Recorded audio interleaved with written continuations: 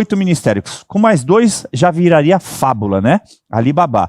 Segundo dados divulgados hoje pelo Banco Central, as empresas estatais federais registraram déficit de cerca de 4,16 bilhões de reais nos primeiros meses de 2026. São 3 meses.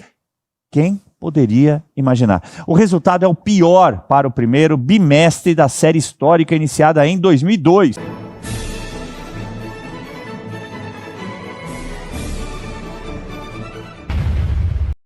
Tem aquele vídeo que você trouxe. Sim. Sobre o Felca, né? Sim. Tá dando o que falar, é um vídeo até antigo, mas tá dando o que falar porque em virtude do próprio Felca que foi alterado o ECA digital agora, estabeleceu uma série de medidas, a gente vai falar disso então, mas só para não perder esse link, porque um governo tem 38 ministérios, com mais 2 já viraria fábula, né? Alibaba.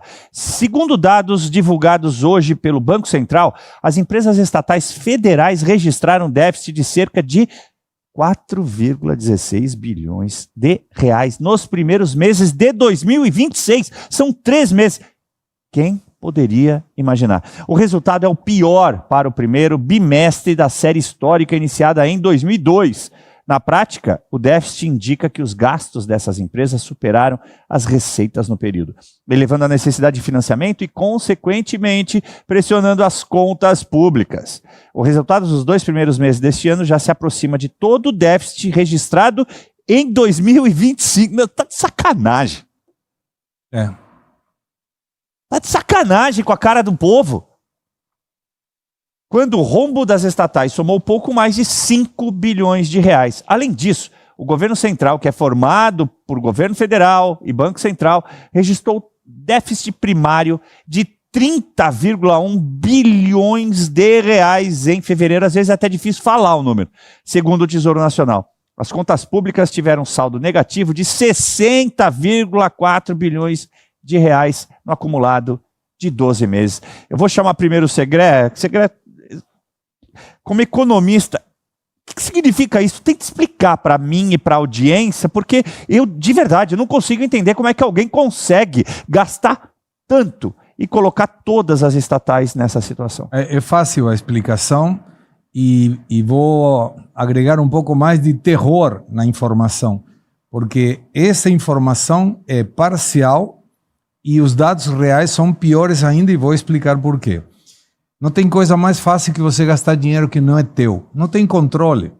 Quando o dinheiro não é teu, gasta mal, investe errado. Por quê? Porque não tem nenhuma penalidade se você fizer alguma coisa que desagrada a quem? A teu chefe. Quem é teu chefe? Outro gastador. O presidente. Que ele gasta em tudo que ele puder.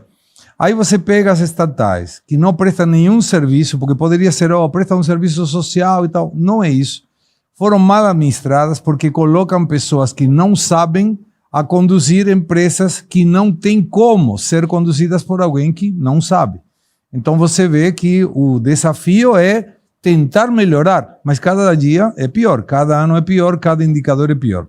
Quando você pega as informações do déficit fiscal, na época em que o governo assume, foi feita a PEC da transição. Essa PEC da transição, junto com o arcabouço fiscal, modificou a estrutura de gastos do governo federal e dos governos vinculados a governo estaduais, e isso empurrou também as prefeituras. Como era até esse momento? O orçamento do ano anterior, mais a inflação do ano anterior, o governo não poderia gastar mais desse valor. Pronto. E a arrecadação? Se arrecadava mais, melhor, porque sobrava mais dinheiro. O governo do Bolsonaro deixou dinheiro em caixa. O governo do PT colocou essa PEC da transição, colocou o arcabouço fiscal, e não vou me estender, mas para explicar corretamente.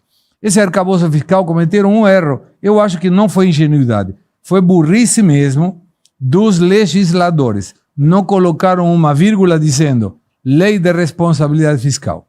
O que equivale a falar isto? Se não era respeitado, não acontecia nada. E não foi respeitado. O arcabouço fiscal estabelecia 2023 déficit, foi gigantesco, 2,12% do PIB. É uma paulada de dinheiro. Para que em 2024 seja equilibrado, em 2025 superávit de 0,5% do PIB, 2026 1% de superávit do PIB. Não aconteceu e não acontecerá. E qual é a penalidade por não ter acontecido? Nada. E aí vem a pior parte da informação. Esse déficit fiscal, o primário, que arrecadou, gastou, sobrou ou não sobrou. Com o governo do PT, não sobra nunca. Caivano, nunca teve tanta arrecadação na história do Brasil. Ou seja, se a arrecadação é recorde e o déficit continua, o gasto também é recorde. E se está gastando, não investindo, gastando em coisas que não agregam nada nos serviços essenciais da população. A dívida aumenta. Por que aumenta? E aumenta muito mais que o déficit. Porque tem, por exemplo, precatórios. Não entra na conta, mas alguém tem que financiar, porque o governo está pagando. Tem a questão do Rio Grande do Sul na época. Sim. Não entra na conta. Pé de meia, uma parte, não entra na conta. Então você vai colocando que esse valor de 30 bilhões de déficit é mentiroso. Porque você tem um monte de coisas que você está gastando, que você está financiando como Estado e que a dívida vai lá chegar na frente. O Brasil, pela primeira vez, passou dos 10 trilhões, são basicamente 2 orçamentos geral de dívida. 2 trilhões. Quanto que paga isso com uma taxa Selic elevada pela culpa do governo? Mais de 1 trilhão de déficit nominal. São 750 bilhões, é muito número, que o governo paga de juros todo ano. Sabe quanto daria isso? O déficit da moradia brasileira hoje são 6 milhões de moradias. Com o que paga o Brasil de juros somente um ano, daria para construir 2 milhões e meio de moradias. Em 2 anos e meio, você resolveu o problema da falta de moradia. Tem 100 milhões de brasileiros que não têm acesso ao saneamento básico. Com esse valor de juros que o governo petista paga por incompetente, daria para colocar 35 milhões de pessoas por ano. Em 2 anos, 3 anos já resolveu o problema de saneamento. Todo o Brasil teria saneamento básico. Olha como seria bom se esse escalabro de governo fizesse as contas bem. Mas não vai resolver. Vai continuar, o déficit vai continuar, o déficit nominal vai continuar, os juros vão continuar elevados e a pessoa vai falar, não, mas eu quero ajuda social. Deixa comigo que eu te cuido. Baboseira. Olha, excelente explanação, obrigado, Segré, porque assim, a gente conhece, acompanha tudo isso, mas não tem essa visão, você segmentou muito bem, né? Ricardo, para pegar então esse gancho e te passar, é um país que teria, né, bem governado, bem administrado, totais condições de ser, sei lá, uma Suécia, talvez. A frase de que o Brasil é um país do futuro não é de agora, faz uns 40, 50 anos que a gente ouve essa frase justamente por isso, porque a gente tem um grande potencial, a expectativa é de que um grupo de administradores consiga acertar a mão. Ainda não está acontecendo. Tivemos pequenos voos de galinha aqui no Brasil. Mas acho que o que o Segré falou aqui, de uma forma muito simples, é que o Brasil arrecada muito, mas gasta mais e gasta mal. Esse é o problema desse governo Lula. Ele gasta muito e gasta muito mal. E eu quero trazer um exemplo aqui para vocês de uma empresa. Eu não vou falar do Correio, que dava lucro no governo passado e agora está dando rombos e rombos de prejuízo ano após ano, não. Vou falar de uma coisa muito simples. A EBC, que é a Empresa Brasileira de Comunicação. Provavelmente você nunca ouviu falar e a gente muito pouco. Aqui pouca gente sabe dizer o que é a EBC, para que ela funciona. Mas ela abriu um edital agora para fazer uma novela, uma empresa pública do governo brasileiro, financiada com o nosso dinheiro, seu dinheiro, meu dinheiro, para fazer uma novela. Um canal que ninguém assiste e uma novela que ninguém vai assistir, num total de 110 milhões de reais. Como se tivesse sobrando dinheiro, como se tivesse tudo ótimo, infraestrutura no Brasil, custo Brasil, educação, saúde. Não. Vamos fazer uma novela. Esse tipo de investimento público, que não deveria acontecer, é o que faz com que, somado a emendas parlamentares, que a gente já sabe que é um antro de corrupção, somado com viagens internacionais que vivem sendo colocadas sob sigilo, cartão corporativo liberado geral e outras, pessoas, políticos colocados para administrar empresas que não têm a menor competência técnica de administrar. Se soma tudo isso, chega nos rombos que o Segré trouxe aqui para a gente, que são os maiores da história, apesar da nossa arrecadação. Ou seja, o dinheiro que é tirado dos nossos bolsos através dos tributos, etc., também ser recorde de arrecadação. Então o governo nunca arrecadou tanto, mas também nunca gastou tanto. Ele gasta muito mais do que arrecada. E isso é um grande problema para o Brasil. Infelizmente é isso. Esse exemplo da EBC que eu trouxe, 110 milhões de reais para fazer uma novela, Caivano, é no mínimo absurdo. Tenho certeza que a população não entende, não sabe bem direito o que está acontecendo. Porque se a população tivesse a opção de escolher se quer ter uma novela num canal de TV público que ninguém vê, que é traço de audiência, literalmente, ninguém ia querer isso, ia preferir que esse dinheiro estivesse sendo investido em outros programas públicos. Mas não, o governo, para poder apadrinhar os seus, porque se você for olhar quem está nessa EBC, são pessoas lá atrás, grupos de artistas que falavam aí Salve Amazônia, agora não estão falando mais, que estão lá em cargos recebendo altíssimos salários para fazer isso, uma novela num canal de TV público que ninguém vai ver. É fácil quando alguém paga a conta, né? Acho que o Segré falou tudo. Gastar dinheiro dos outros é um negócio surreal. Agora, antes até da gente passar, eu quero mostrar o vídeo, mas para vocês dois, voltando para você primeiro, Ricardo, vai sobrar essa conta para o próximo governo. E aí, como resolver isso lá? Olha, primeiro ponto, nós precisamos, enquanto nação, ter um próximo do governo sério. Esse é o primeiro ponto. Porque se a gente tem uma continuidade do governo Lula, aí é ladeira abaixo, aí subam as colinas.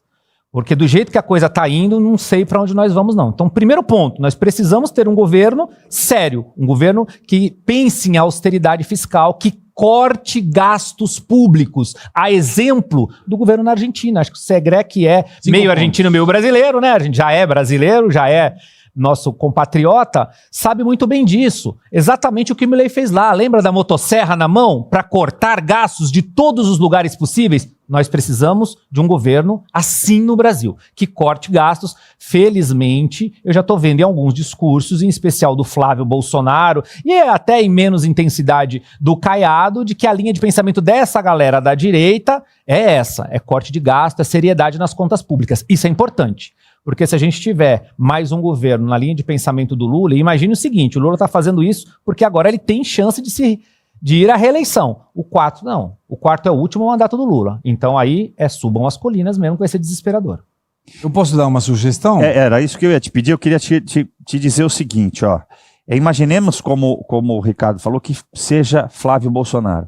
E aí você, sendo argentino, você acompanhou o que fez Milei. Foi preciso muita coragem. Sim, claro. E óbvio, foi preciso também do Congresso argentino apoiando as medidas, senão não tem como resolver, né, Segré? Mas não apoiaram muito no começo, Caivano, porque no começo o Congresso argentino era canhoteiro.